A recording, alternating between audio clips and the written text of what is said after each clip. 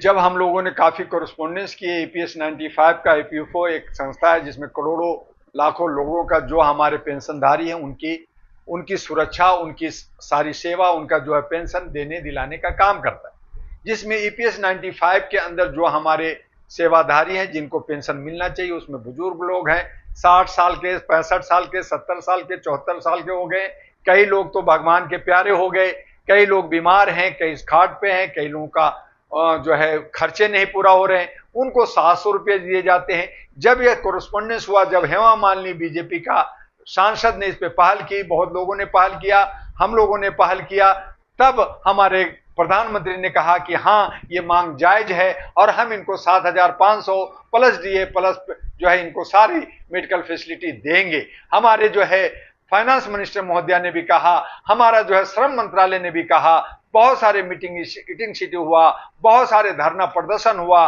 जंतर मंतर पे हुआ, रामलीला ग्राउंड पे हुआ, आजाद मैदान मुंबई में हुआ, अन्य शहरों में हुआ, लेकिन सरकार कहती है, करती कुछ नहीं है।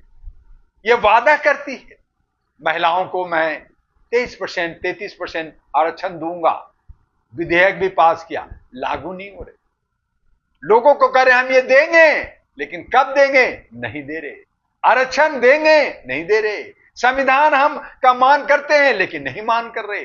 जब विदेशों में जाते हैं तो कहते हैं मैं गौतम बुद्ध की धरती से आया हूं, गांधी की धरती से आता हूं। जब भारत में आते हैं तब फिर गोडसे का जय होता है, जो है वीर सावरकर का जय होता है। कमाल है, कमाल विरोधाभास है। तो सरकार की नीति और नीति जो है इनके काम करने का स्टाइल में फर्क है, और यही वजह है कि EPS 95 के पेंशनधारियों को हक नहीं मिल रहा।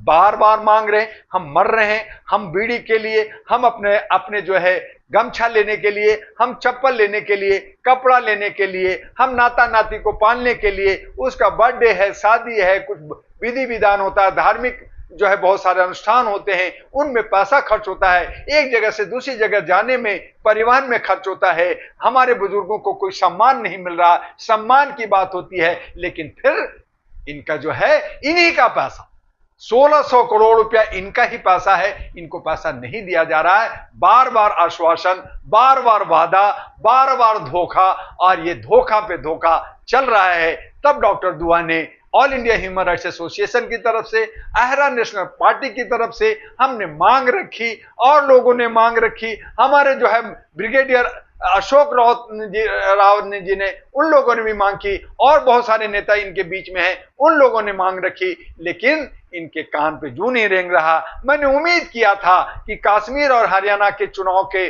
पहले इनकी मांग पूरी हो जाएगी, मिल जाएगी, इनके अकाउंट में पैसा ट्रांसफर हो जाएगा, लेकिन अभी तक ऐसा कुछ नहीं हुआ है। अब महाराष्ट्र का चुनाव और झारखंड का चुनाव जो है सर पे है। देखते हैं कि चुनाव से पहले इनकी मांग पूरी होती है या नहीं होती है, या फिर ढाक के 3 बार फिर ये बतौलाबाजी, फिर ये जुमलाबाजी, फिर ये धोखा ही होता है। और अगर ऐसा हुआ तो मैं आपके चैनल से ये कहना चाहूंगा कि मेरे बुजुर्गों बहुत हो गया, अब अगर मरना ही है तो हम प्रधानमंत्री के घर के सामने, पार्लियामेंट के सामने, जंतर मंतर पे अपने को जो है झोंक दें, एक बड़ा जन आंदोलन करें, अपने आप को खत्म कर लें, और तब शायद इनको होश में आएगा। जबकि इनको तब भी होश नहीं आता जब 900 हमारे किसान मर गए, इन्होंने कुछ नहीं किया, बाद में कानून वापस लिया, फिर कानून को फिर से लागू करने के लिए इनके नेताओं ने आवाज उठाई। तो इस तरह का ये जो हरकतें करते हैं, ये जनहित में नहीं है,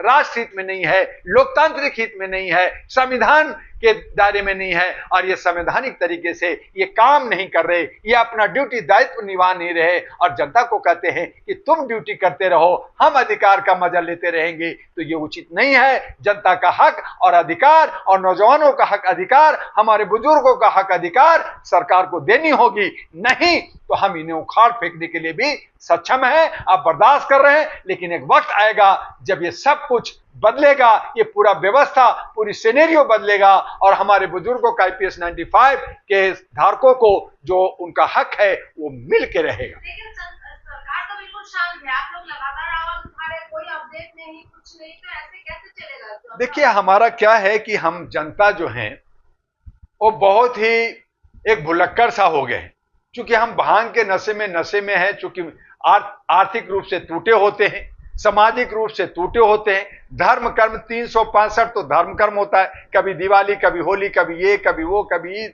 कभी बकरीद, कभी मुहर्रम। तो त्योहार पे त्योहार हम मनाने में अपनी आस्था में डूबे होते हैं। वो अपना चाल चलता रहता है, वो अपना काम करता रहता है, और हम जहां पे सरकार एक तरफा हो जाती है, चोरी करके, चाहे डकैती करके, चाहे जैसे भी, तो हम जो है हतोत्साहित हो जाते हैं। जनता जो है, जो समस्याएं हैं वो भूल जाती है।